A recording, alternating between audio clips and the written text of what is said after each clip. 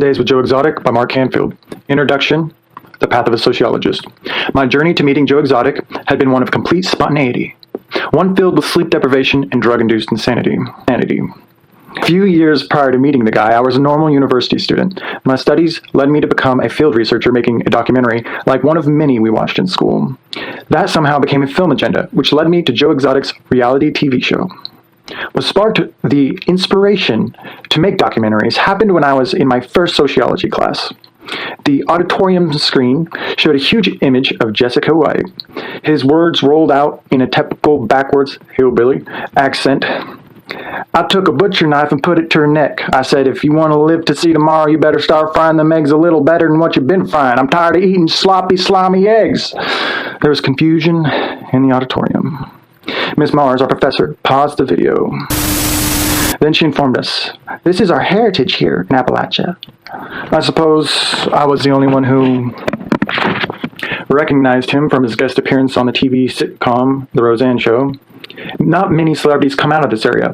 They are either country musicians who seem to have more positive favor in the public, or they are unique cases in the documentary. Because these documentaries and mass media, people from here face being negatively stereotyped, people in the U.S. tend to look down on us when they hear our accents or learn where we're from. Even the people who face the worst racial stereotyping get a laugh at the crazy white people from the boondocks. It's why most who leave learn to change their accent. Miss Mars continued by saying, stereotypes are bad. One big one is that we're all meth addicts and having sex with our cousins. I hope you're not, and I'm sorry if you're uncomfortable if you are, but those people aren't the majority. There were a couple of nervous laughs. Johnny Knoxville made a second documentary about Jessico White. Does anyone know Johnny Knoxville? A few hands went up. Has anyone heard of the TV show Jackass? Nearly everyone raised their hand. Not everyone here is going to launch themselves on a huge rocket or jump in an arena with an angry bull for laughs. The room was silent. Then she added, but when people think of Appalachia, they only think of insanity, drug use, stupidity, and incest. That's not who I am. How about you? Raise your hand if that's you. 2 or 3 hands went up. There was laughter around them. Miss Mars looked at them, the football players, and asked, which family member? The room was silent. He cleared his throat. Not that part, but sometimes I feel a little crazy. And I did pills in high school. And I'm sitting up front because coach says my grades need to be at least a B. In a glum tone, she said, fair enough. Introduction, The Path of the Sociologist, Section 2. Outside of school, I was eager to get to making my way as a sociologist. I didn't wait to apply for grants or public funding. I just got in my car and went. My research led me to discover several safe spots in Appalachia. Small homesteads and communities where they farm and survive off land. Mostly the people who told me these places were hippies from rainbow camps or homeless individuals. The trouble with getting into one of these communities is that a person needs to have skills and likable personality. They need to work, and if they don't, they are dismissed from the community. The results are that they either become vagabonds or find another way to survive. The whole time I did my research, Matt Gugalka, that we should do a documentary.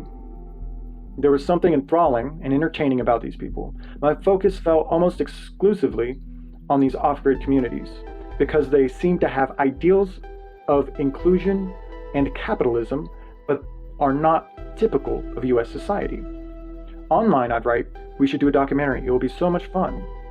He probably looked at my Facebook pictures and saw buildings from New York to Southern California, the Colorado mountains, and the lush forests of Appalachia. I'd traveled nearly the whole US just to talk to people for my research. Matt eventually replied over Facebook messaging, I'm going to the US. That's great.